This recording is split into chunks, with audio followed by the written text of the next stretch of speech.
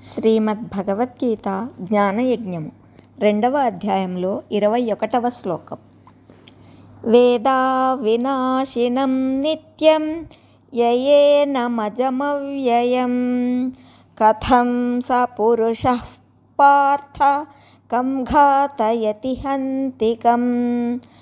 భావము: పార్థ, ఆత్మ పుట్టేది కాదని, చచ్చేది కాదని, ఎప్పుడూ ఉండేదని తెలుసుకున్నవారు ఎవరిని ఎలా చంపిస్తారు, ఎవరిని చంపుతారు? వివరణ: ఎవరైతే ఆత్మను నాశము లేని దానినిగా తెలుసుకున్నవాడు ఆత్మజ్ఞానము కలవాడు, జ్ఞానమునందు అధికారం కలవాడు, పండితుడైన ఆ ఆత్మవిధుడు ఆత్మను పుట్టుక లేని దానినిగా తెలుసుకుంటాడు.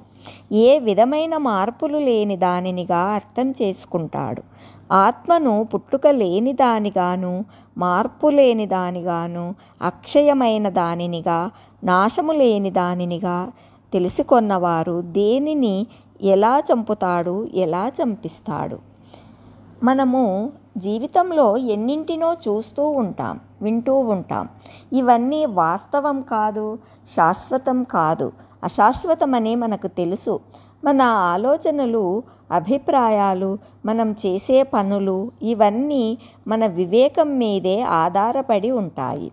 ఆ వివేకాన్ని మనం పెంచుకోవాలి, లేదంటే దుఃఖంతో, బాధతో ఉంటాం. నేను నా శక్తిని, మనస్సును వృధా చేసుకోకూడదు అనే సంకల్పం ఉన్నప్పుడే అజ్ఞానం నుండి బయటపడతాం. ఈ ఆత్మ జనన మరణాలు లేనిది అని తెలుసుకో. నువ్వు యుద్ధం చేస్తే పడిపోయేవి శరీరాలే కానీ ఆత్మలు కాదు అని తెలుసుకోవాలి.